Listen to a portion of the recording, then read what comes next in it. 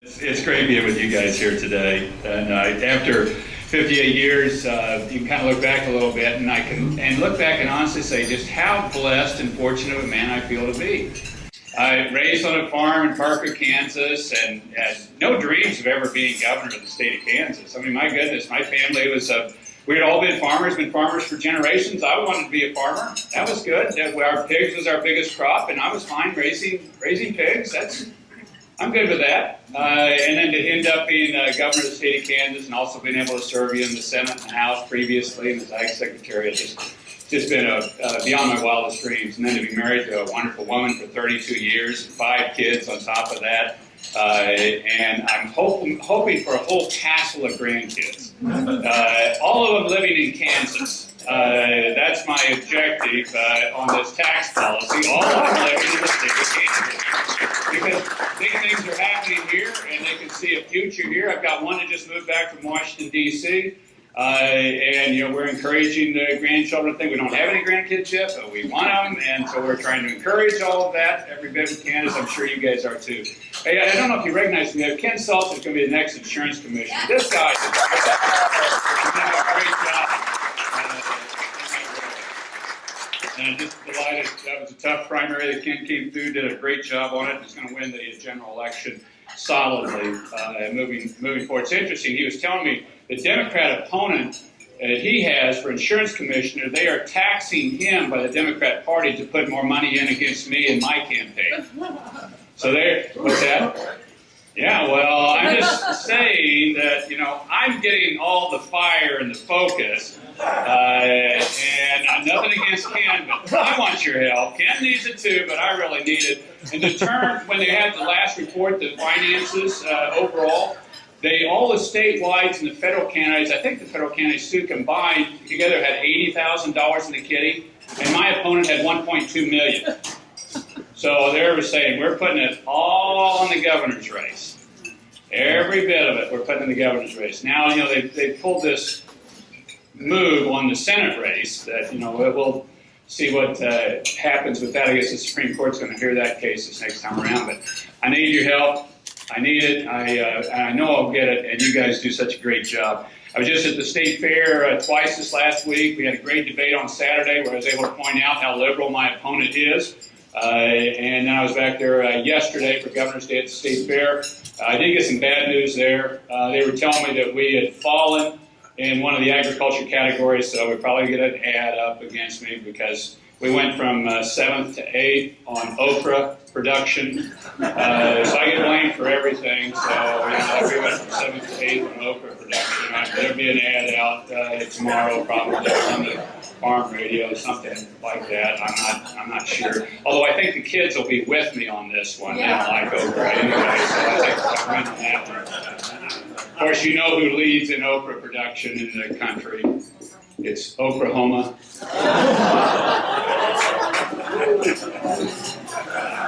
I'm 58. Come on. Give me a laugh here. I've got a few points I want to make, and then I'm going to show you some of the things we've gotten done. And then I'm going to have to scoot on. But elections are about choices and directions. They always are. They're about choices and directions. And my opponent hasn't been traveling around very much because he doesn't want people to know what his choice is about. And he's complaining about everything I'm doing. And the only policy that he's announced is a tax increase. That he'd increase taxes, income taxes, on people making $15,000 a year. That's basically the policy that he's announced. That they would have a government entity that's going to pick absolute economic winners to come in the state. And if you believe that, I think there's some bridges for sale. That the government's going to pick absolute economic winners. And plus, he wants to raise taxes on people that make $15,000 in income a year. Why are you paying any income tax at all if you're making $15,000 in income a year? Why would you raise taxes on something like that? You need every dime yourself. Why should the government be taking your money from you at that? Anyway, so he's not out there telling you where he stands. He's just saying, okay, what I'm doing is wrong, but don't look behind the curtain. Don't see where he stands on any of these issues. Well, I want to outline what some of those are. Start with the basic philosophy. I'm a Reagan Republican. Have been since 1976. I believe in the Reagan model. When I first heard him talking, I thought, that's what the country needs. It's faith, family, and freedom. It's strength. It's personal responsibility. It's us standing and being America. And it's you having individual responsibility and individual freedoms. And that includes your tax dollars, too, that you will spend your money more wisely than the government will spend your money. And we believe that, and it is true. And I just came from a situation that emphasizes that. I was at Don McGinty's shop here in town, and he does parts for a lot of the different aircraft manufacturers. And Don has doubled in size over the last 3 years. And he's taken the money he was going to pay in income taxes to the state of Kansas on an LLC pass-through, and he's bought an additional building, put additional equipment up, and he's hiring more people. And so that's perfect. That's exactly why we went to zero taxes on LLC and sub-S pass-through income.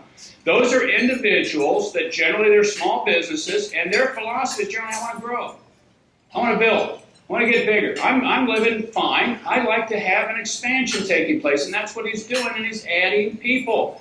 Patty Bossert did that. She has a temp agency in Topeka. She said, when you went to zero on my taxes, I had enough money to expand and build a new facility in Manhattan. Now I've got a branch office over there. The guy that delivered lumber to my daughter's wedding that was earlier this year was a contractor with Menards. And he delivers lumber, and he had 5 drops that day, and he drops the lumber, and we're putting this floor together. He said, hey, you're the governor, aren't you? I said, yes, I am. I said, well, I want to thank you for that tax thing you did. I own this truck, and I deliver contract. I'm a contract deliverer for Menards, and that took my taxes down. And so I've been able to do better with that. I said, okay, what are you going to do with the money? He said, well, I'm looking this fall at buying another truck and hiring another guy. I said, perfect. That's the exact right answer. And it's why we're at record employment in the state of Kansas. My opponent wants to raise those taxes. He is an Obama Democrat. He's been a 2-time Obama delegate. After Obama passes Obamacare, he signs up again to be an Obama delegate. When President Obama is speaking to the Democrat National Convention this last time, my opponent was on the floor cheering for President Obama. I don't think that's the philosophy that Kansans want, that the president's putting forward. He's voted for tax increases. He's one of the most liberal, 5 to 10 most liberal members in the House of Representatives. He is the Nancy Pelosi of Kansas. He's the minority leader of the Democrat House. Gene, back me up, is he? Yeah, he's the Nancy Pelosi of the state of Kansas. He has been extreme on a number of things. He's voted to continue the practice of partial birth abortion in the state of Kansas, one of the few who voted to continue that practice. Voted against the marriage amendment that 70% of Kansans supported. I support marriage as a union of a man and a woman. It's in the Constitution of the state of Kansas. I'll defend it. He's voted against work requirements for welfare recipients. And look, and this is a basic issue, folks. I want fewer people in poverty. The way out of poverty isn't a pittance from the government. The way out of poverty, and it's 3 things. It's education, it's work, and it's family structure. Those are the 3 things that dig you out of poverty. It isn't a little money from the federal government. The federal government started putting tons of money into welfare programs in the Great Society, and our welfare rates haven't changed. And we spend $20 trillion doing it. The way out is to really try to encourage these 3 things, and that's what we're doing. And that's what we're building. He was against and voted and led some of the opposition against the Holcomb Power Plant. So to put $4 billion into this state would help hold down our electric costs. He's for Obamacare. He's for the EPA regulation of waters of the United States, and for the Interior Department regulation of the prairie chicken. Now, prairie chicken, some people get on to me for bringing this up so much, but it covers 1/3 of the state, this prairie chicken range that now that the Interior Department is regulating, covers 1/3 of the state. It has a direct impact on our oil and gas and agricultural interests, which are both growing. And what they're talking about is not the solution. The solution is rain. What they're saying, we want to regulate this whole thing. And we should have put in habitat. And I'm saying, look, the problem is rain. It didn't rain the last 3 years here. When it doesn't rain, there's not habitat. When there's not rain, the prairie chicken can't drink water. They need water, actually. I told that to the EPA administrator, and she told me and said, look, the Congress has not given us authority over rain yet. I said, I don't want them to either. So we sued. We're in Tulsa District Court. They tried to remove it to D.C. District Court. We've remained there, and we're going to pursue that and continue to move that on forward. So there's a big difference between my opponent and myself. I mean, and it's fundamental. It's on the issues. It's which direction you want your state to go. We've gone from a high tax, the second highest tax state in the region, to the second lowest. We've got in-migration taking place instead of out-migration to our surrounding states, and we are growing. And we're putting record amounts of money in K-12 on top of that. And we're putting in a lot of money into technical education. And do you want to go back to the old ways? Is basically it. Do you want to go back to being a high-tax state in the middle of the country and losing people to every surrounding state, and certainly losing a lot of people to Texas? I know some of you may have Texas roots here, but I like beating Texans. I don't like losing to them. But if you're going to beat them, you got to bring a strong game, because it is growing fast there, and they're attracting a lot. And I want to get that type of growth here, and we can do it. I want to show you some of the stuff that we've had taking place. Can you dim the lights up front here a little bit? And then I've shown this slide before, but I just want to keep it in mind for you. Because a number of my opponents, they're kind of going, or my opponent is saying, let's just go back to the way we were doing it. Okay? We were doing just fine under the old process and the old system. Well, we weren't. This is the chart of the U.S. population. If somebody can dim these, I don't know if you can do that, dim these front lights up here. This is a chart of the population of the U.S. and the Kansas percent. This is where Kansas ranked. When Bob Dole was first elected to the old 6th congressional district in Kansas, we were the 28th most populous state in America. We're now 33rd, and we're headed to 35th most populous state in America. We're getting past. We've gone from 6 seats to 4. We're headed to 3, half. And Bob Dole may run again. And I don't know. He's acting like a candidate. He's my co-chair. I love Bob Dole. This is the track we were on, guys. We don't want to be on that track, and we've got to change that line. The way you change that line is to grow. You create jobs. When you create jobs, you draw people in. Next, let me get this next one here. And you do that by small business. But small business is how you grow. 3/4 of Canadians work for themselves or for somebody with 10 or fewer employees. That's why the legislature and I went in and small business said we're going to take the taxes off, because that's the job-creating machine. It's small business. And here's what we did on our tax rates, just to remind you. I started out 6.45 tax rates. We're at 4.8 for everybody on the top rate. Bottom rate was 3.5, going to 2.9, 2.3. That's the ultimate. We're getting to 2.3. That's the one my opponent wants to stop. And went to 0 on small business pass-through. Okay, that's the trick. This is what has passed. It's not all been completely implemented, but that's what we've passed. Kansas unemployment rates, 4.9%, one of the lowest in America. New business formations, record new business formations the last 2 years, and we got a projection for another new record for business formations. That's what you want. More business formations taking place in the state of Kansas. Record numbers. And we're really moving it in the Kansas City market. We're growing private sector jobs 3 times faster on the Kansas side than they are on the Missouri side in the Kansas City area. And it's pretty simple. Tax policy particularly hits a region. So if we go to lower taxes on our side than on the Missouri side, people move to the Kansas. And it's income taxes. That's what people move off of. It's income tax. They don't like any tax. I've learned this over my lifetime. People don't like taxes. I don't understand it, but they just don't like taxes. But they move off of income taxes, and we're really seeing that on the Kansas-Missouri side. Here's our job growth numbers. 56,000 new private sector jobs in the state of Kansas. 56,000. Now we're down on public sector jobs. We're down 3,000 public sector jobs in the state of Kansas. we're up on teachers, 680 new teachers over what we were up, because people want us to invest and we want a high quality of education in the state of Kansas. So we've taken them out of the executive branch and we put more into K-12, into public education. I love this one. When they surveyed small business owners, the most optimistic small business owners in America, they're in Kansas. They're in Kansas. We've got things moving here.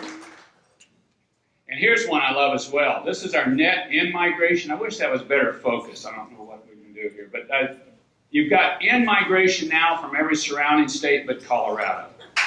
That's the only ones we're still losing to Colorado. We were losing them to everybody but Nebraska. So we're now getting it better. All right. Here's what I don't know. That's good. We're going to do here. What's that? A minimum wage guy, or what are you saying? That was his comment.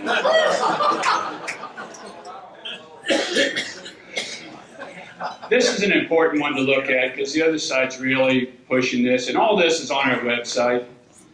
But the other side is saying that the tax policies we've pursued have been harmful to the ending balances and harmful to the state government spending in the state of Kansas, okay? That's their basic theme that they're saying. Government will not have the receipts that it needs to be able to fund government. Government has plenty of money and will have plenty of money. I want to show you here, though. This is the year before I took office, okay? That's July of 2010. I'm running for governor in July of 2010. You see that that's in the negative category.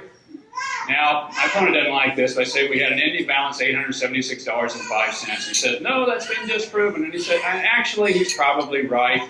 We were negative $22 million that year, and that's against the Constitution in the state of Kansas. But they had floated bills from one year to the next to get to an $876.05 ending balance.